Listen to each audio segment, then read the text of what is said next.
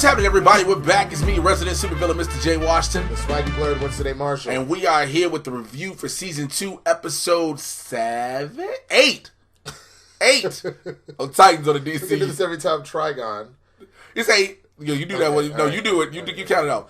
And if not, we'll change it. But we know what it is. Titans on the DC Universe. And if you have not seen this episode yet, please come on back because there will be spoilers. Yo, this is kicking off. If you figured, see, he's sitting there trying to figure this out. It's episode 8, right? Because I was going to do it. Bro, I like the fact that this is an entire flashback episode up to how Slade came to be Slade and the whole Jericho story. And also we find out how he lost his voice. Yeah, which I thought it was an interesting take on it because the big thing is they keep trying to say that it's always Slade's fault and stuff like that. In certain cases, it kind of is. I mean, him being a mercenary, obviously people are going to come after him. But people, like, I know in the comics sometimes he's the one that actually slits out his throat or cuts out his tongue, whichever way you're going with it. So it was interesting to see that it was his fault, but it wasn't directly his fault. Yeah. It was also interesting to see that we kept thinking that it was Dick's fault that Jericho died. And technically, I guess... So Dick blames himself. No. It's more so... But Slade also blames Dick. Because he's all like, bitch, you were using my family. You used my family to get me. Fault. Yeah. Another thing we find out heavily is that we see why Wonder Girl is as shook up as she is. Like, remember when he was like, I'm reopening the tower, and everybody's like, what the fuck are you doing, fam? Like, you see why, because not only did she witness the murder of Gar, she witnessed afterwards her guardian Jillian found out who she was the actual target that Slade was rocking for. Then to have Slade text her as Jillian, come to the gallery and see all these bodies laid out, all these Amazonians, by the way. That's the thing that blows my mind, and I keep forgetting, and it doesn't make sense to me. There's no reason that Donna or Diana or anybody like has like crazy enhanced strength and are supposed to be the best fighters in the world are getting so manhandled by Deathstroke. But you got to remember, we see he's genetically altered as well. I'm aware. He's through hives, and now I love the iteration how they did in Arrow where it's Miracle. But this version is almost similar to Mirakuru, and you see it heightening up his abilities. But then you see also going back to Donna, she fights Slade 101, and without the lasso, Slade gives her ass the whole... Yo, the best thing that Slade does, I always love when anybody pulls this move in a fight. When they have the knife here... the Arya Stark... Yep, and the drop... Bow! I was like, shit! What got me is there was a point where he had already sliced her, and she clearly had him in a lock and had him strength-wise, so he said, squeezed the fucking... She said, you're inside of me! Like, which I gotta give the actress that plays Donna, what's her name? Connor Leslie. I gotta give her a lot of props. I thought that her death crawl was phenomenal. I know that sounds kind of weird to say, but like I genuinely there's a way you got to put it out there. It looked like a real agony, like she was literally crawling for her life. Like some of those things look super fake. Just really like, I'm mad I'm doing this whole review without a hat. I'm so mad. I need to shave. This is you want to go get one? And it's fine. I'll keep talking. Like what I'm impressed by, but literally, there's this weird arch in her back, which makes sense because. Essentially, with her stomach sliced open like that, she would not want that exposed on the ground. She would be in pain. So she's trying to keep her insides in. So she did it. Like between her and the director, they did a phenomenal job of really making that seem like a very realistic way of her on her deathbed like that. Also, we see how the whole Jericho situation, how it did break up the team. Because you saw how Dawn was really the only one who could communicate with him. And she was still with Robin at the time where she was like, look, you're going off into this kind of Bruce mode. It's getting a little But weird. He was like, he even said, you told me be Batman. Yeah. So that's what I'm doing. And she was like, but aren't you crossing the line? Now you're going to this dude's family. Like, this is getting a little ugly, a little sloppy. I was really concerned at one point that Jericho was going to go like evil before he ends up getting killed and that maybe Robin actually did have to put him down or something crazy like that. But it was interesting to see that he honestly was just very disappointed. He was confused, but he was disappointed his dad. His dad was a killer. So he genuinely was like, nah, this isn't right. And tried to jump in and even save Robin at the end, and it just didn't pan out. What I'm really interested in seeing now that we see all this with Jericho, is where does Rose come into the picture? Like, is Rose... I'm hoping, and I'm not sure... Not hoping. I'm not sure if Rose is Jericho's mother's daughter or if it's another daughter. You get what I'm saying? Because we see this difference, or unless Slade had a whole other family the whole time. Right. So I'm interested to see that part, but also you get to see how, you know, Dick had to be open with Jericho. Wow. Dick had to be open with Jericho. You're just on a roll. It's 2 weeks in a row. I was going to say, by the way, I'm very curious, because you remember we had a flashback episode when we first got introduced to Jericho at the end of it, like the flashback of how Garth died.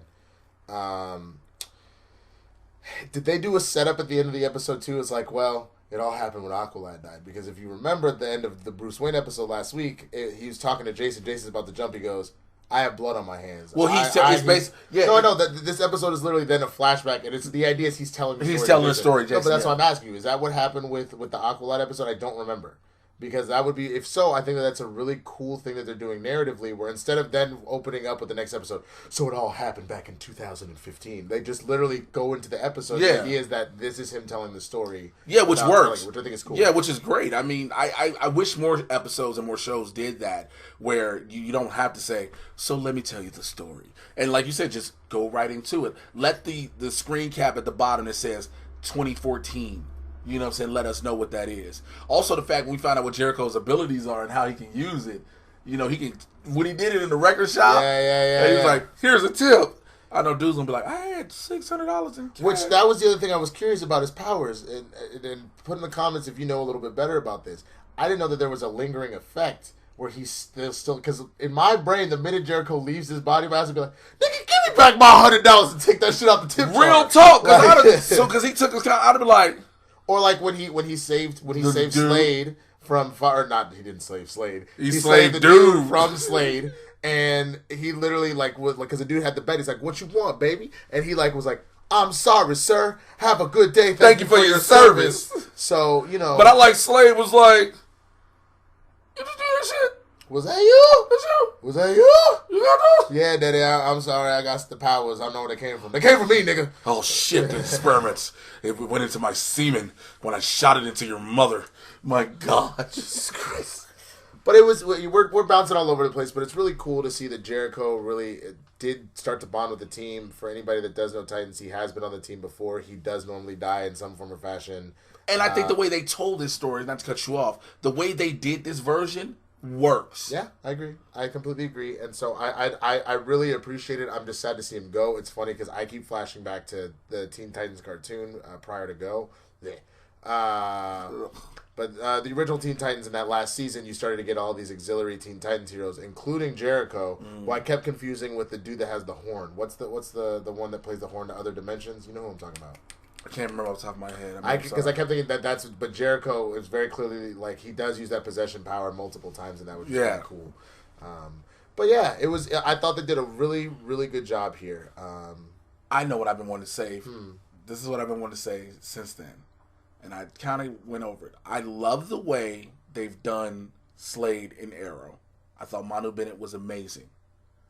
Esai Morales has taken this character to an entirely new level. I completely agree. When I first saw how Slade was looking, I was like, am I gonna really be into this? When I heard Esai Morales, I was like, this could be interesting. But to watch the literal transformation of a family man who's literally doing everything for his family become this stone cold killer who has experiments done on him, wants to have his family back, has a level of compassion, but then literally just completely breaks. No, but that's exactly why here's the thing. Gone is the day that you can just have pure evil incarnate. I don't think that anybody really resonates with that anymore, especially when we've been given villains. I mean, I'll even Mr. Nobody. There's a reason why. There's a reason behind it. You got Mr. Nobody. You got Thanos. You got Killmonger. We've been treated with so many villains that are genuinely well-rounded characters. Nobody wants just, I'm a mercenary killer and that's what I do. Well, I think you do to an extent. You still do want those that people are just evil incarnate.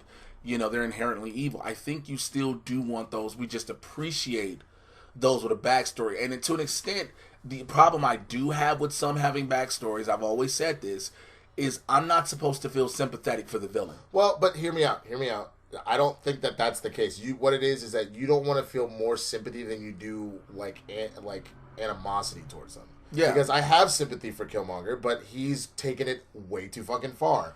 Thanos isn't necessarily wrong. We did this on your Patreon once before. Yeah. Thanos isn't necessarily wrong with the idea of like, look, we have a population problem around this galaxy. It's how he goes about it. It's just how you decide to do it. So I think it's the same thing with Slade. It's like, I was killing for my family. It's something I was good at. I was a trained mercenary. Like, this is what I do. And it got out of control. But then the problem is he let business and pleasure kind of get crossed, and now he's just a fucking killer. Now he just doesn't care anymore because of that. And that's where he becomes problematic. Also, I'd like to say this on this video for the first time personally and open to everybody. Winston doesn't even know I'm about to say this.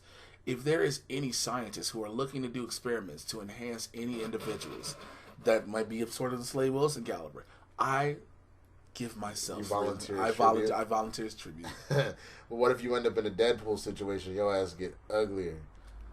Uglier. I was just gonna say ugly, and for some reason it just came out. I'm sorry, bro. It was just funny. It was for the joke. You're not ugly. You beautiful. You beautiful. You is smart. You is kind. You is. Now we go to the help. What? You are smart. You are blessed. You can do anything. Let us know what you think about this episode in the comments below. We want to hear your thoughts. On a scale of 1 to 5, we won't even bother doing it because this dickhead. Jesus Christ.